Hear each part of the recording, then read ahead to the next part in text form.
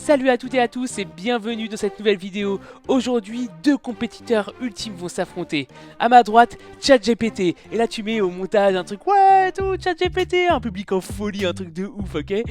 Et à ma gauche, c'est Bard, la nouvelle intelligence artificielle de Google. Les deux vont s'affronter dans un match incroyable. Ils vont coder tous les deux pour moi et on va voir qui des deux code le mieux. J'espère que cette vidéo va vous plaire et ça va se dérouler en 5 manches. Dites-moi dès maintenant en commentaire qui va gagner le match. Attention, ne me le dites pas à la fin de la vidéo parce que ça sera trop tard, vous saurez déjà qui va gagner. Je vous vois venir, je vous fais confiance, vous le dites dès maintenant qui d'après vous, ChatGPT ou Bard va gagner le match. Alors si vous avez mis votre plus gros pouce bleu pour aider la vidéo et le référencement et vous vous êtes abonné à la chaîne et activé la cloche pour pas manquer les prochaines vidéos qui vont sortir sur cette chaîne, alors dans ce cas là, que le match commence. Ok, commençons le premier round. Il y aura 5 rounds en tout, donc il y aura forcément un gagnant. On va lui demander de nous coder un jeu, un tic-tac-toe par exemple, en Flutter. Voilà, donc on va faire exactement la même requête pour les deux. Allez, c'est parti, on a envoyé la requête et c'est parti, là les deux sont en train de coder. ChatGPT commence en premier à me donner une réponse. Est-ce que Google va répondre? Google me donne la réponse directe. Google a terminé la réponse pendant que ChatGPT est en train de l'écrire. Google a gagné la vitesse, on va dire ça comme ça. Par contre, regardez bien sur Bard, c'est pas mal parce qu'il nous donne toutes les sources. Ça c'est pas mal quand même, hein.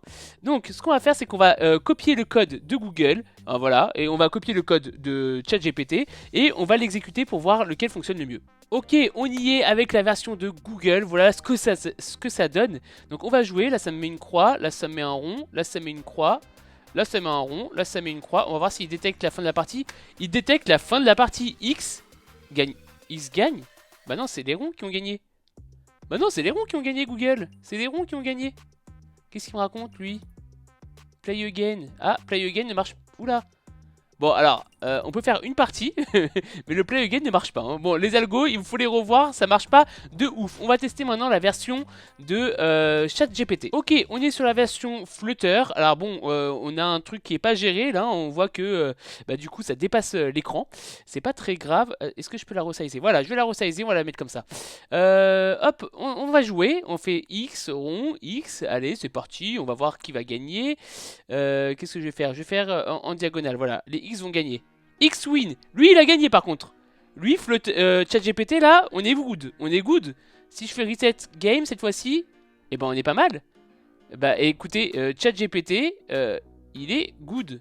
Attendez, hop, on va essayer de gagner avec les ronds cette fois-ci.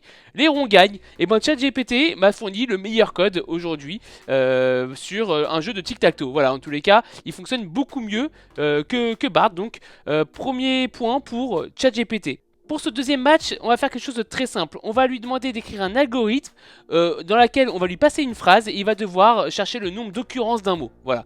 Par exemple, alors on y va pour ChatGPT. Hop. On va lui dire ça et on va lui dire de l'écrire en Dart. J'aurais pu mettre en Python, hein, pourquoi pas. Et pareil pour Google, c'est parti, on lance la course entre les deux. ChatGPT commence à écrire et bien entendu, comme d'habitude, eh ben, Google répond en premier. Ok, donc ce qui est cool, c'est que Bard m'a même fourni le main avec un exemple. Voilà, this sentence is... non, this is a sentence with the word the twice. Donc oui, the, il y est ici et il y est là. Ok, donc normalement, il est censé me dire il y est deux fois. On va run, on va voir. The word the occur one time in the sentence.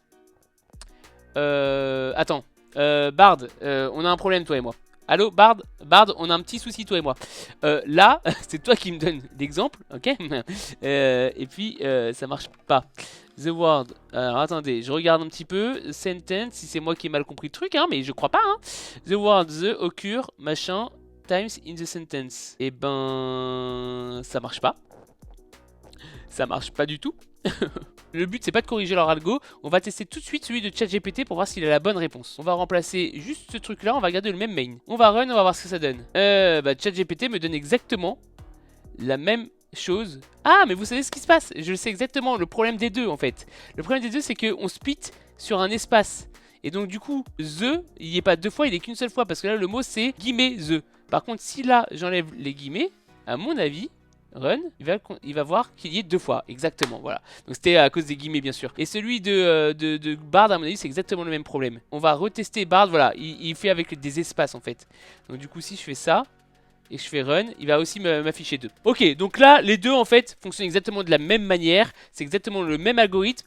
Comment est-ce qu'on va les juger? On va regarder un petit peu le code très rapidement pour voir, pour déterminer un gagnant quand même. Il faut un gagnant sur cette épreuve. Du coup, on a les deux algos qui sont là, celui de Bard et celui de ChatGPT. Donc quand on regarde bien, tac tac tac, je prends pas en compte les commentaires pour le moment, on verra ça après. Ici, Bard nous fait une for each. Alors que ChatGPT nous fait une boucle for avec un incrément. Eh bien, je vais répondre favorable à Bard pour cette fois-ci, pour deux raisons. Déjà, la for each est meilleure que le for avec un compteur. Et la deuxième raison, c'est qu'il a bien documenté son code, alors que ChatGPT ne l'a pas fait. Alors, il l'a fait dans sa réponse après, mais pas dans le code. Et moi, je préfère avoir quand même des commentaires dans le code comme ici. Donc, on va accorder le point. C'est une petite victoire, on va dire, à Bard. Une toute petite victoire. Donc, ça fait 1-1 pour le moment. Ok, accrochez-vous pour cette troisième épreuve. On va leur demander de coder un pendu. Je suis très curieux de savoir ce qu'ils vont me pondre comme code. Donc, on va leur demander en Flutter. Pourquoi je demande depuis tout à l'heure en Flutter ou en Dart? Parce que j'ai le Dartpad, c'est beaucoup plus simple à exécuter leur code et voir en live si ça marche. Donc, c'est juste simplement pour ça. Je pourrais très bien leur demander en Python, en Kotlin, en Swift. Mais voilà, c'est une question de simplicité pour le tournage de la vidéo. C'est parti, je mets exactement la même requête des deux côtés. ChatGPT commence à écrire et Google va me répondre d'un coup, comme d'habitude. Donc on va regarder un petit peu ce que ça va donner. Voilà, Google m'a répondu. On va commencer comme d'habitude par Google parce qu'il m'a répondu en premier. Wow. Alors par contre, je vais avoir un problème. Parce que là, Google me demande d'aller chercher des images dans les assets. Sauf qu'avec Dartpad, j'ai pas les assets. Ah, est-ce que je peux lui demander, et dans ce cas-là, tu seras pénalisé, tu démarreras en deuxième, de ne pas se fier à des assets. Donc c'est ChatGPT qui va démarrer. Ok, il m'a répondu sans les assets. On va démarrer, comme je l'ai dit, par ChatGPT cette fois-ci, parce qu'il a finalement eu besoin que d'un seul... je regarde, hein, je regarde. Oui, j'ai pas besoin d'assets pour ChatGPT, visiblement. Donc on va démarrer avec ChatGPT. Eh bien, on est parti. Alors, on a un petit souci. Avec ChatGPT, il y avait aussi des assets. J'avais pas vu. J'avais pas vu. Il a aussi besoin d'assets. J'avais pas vu ça dans le code. Mais il m'a fait un petit clavier ici. Pas mal le petit clavier. Sauf que il est pas scrollable. C'est bien dommage. Donc du coup, pour l'exécuter, il faut plus faire comme ça. On va pas pouvoir aller chercher les lettres qui sont là-bas. Bon. Si je fais un A par exemple. Ok. Ça marche comment? Bah ça marche pas du tout. Hein. ChatGPT, oula, game over, il me dit game over, mais ça marche pas du tout. Je pense que c'est à cause des assets. Effectivement, ça doit être à cause des assets. Et si j'avais trouvé une bonne lettre, il me l'aurait mis ici à mon avis. Essayons avec du coup Bard. Et là mon petit Google, j'ai envie de te dire, t'as un point à prendre là. Ok, donc Bard, on a un petit souci. C'est qu'il essaye d'utiliser des widgets, hein, des composants graphiques. Sauf que c'est pas des composants graphiques, c'est des... c'est des entiers. C'est des entiers, donc ça marche pas du tout. Ça marche pas du tout. Bon, histoire de voir, j'ai juste remplacé les entiers par des textes. Je sais pas si ça va marcher. On va essayer un truc, par exemple A. Je sais pas comment ça marche. Je sais pas. A, B, C, je sais pas. C'est lives. Oula. Ah non, là c'est le pendu en fait. Ok, d'accord, ça c'est le pendu. Et je sais pas où se trouve le résultat. Par exemple là. Alors peut-être qu'il fallait mettre une minuscule, je sais pas comment ça marche. Du coup, il n'y a ni l'un ni l'autre qui ont réussi en réalité, hein, j'ai envie de dire. Mais là, on va dire que Google, leur code ne compilait même pas. Donc du coup, malheureusement, même si ChatGPT ne fonctionnait pas super bien, il y avait pas mal d'erreurs, on va accorder le point à ChatGPT pour cette fois-ci. C'est un petit point aussi, hein. Allez, 2-1 pour ChatGPT. Ok, pour ce quatrième round, on va lui demander un algorithme ultra complexe. Même moi, en fait, je sais même pas si je vais réussir à les départager. C'est l'algorithme de Floyd Warshall. Alors, c'est en gros l'algorithme pour récupérer le chemin le plus court. Voilà, on a appris ça à l'école il y a très longtemps, hein.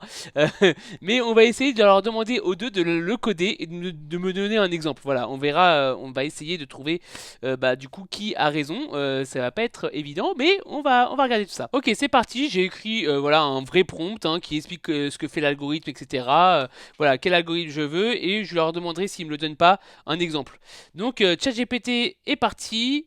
Là, on a alors Bard qui a répondu en premier. Et il m'a donné des exemples ici. Donc c'est cool, on va pouvoir tester tout ça. ChatGPT, il est parti. Alors là, il est parti sur un algo qui est beaucoup plus complexe, hein, ChatGPT. On va dire que pour le moment, j'ai l'impression que Bard gagne la compétition des algorithmes. Peut-être pas la compétition en règle générale, mais des algorithmes, oui.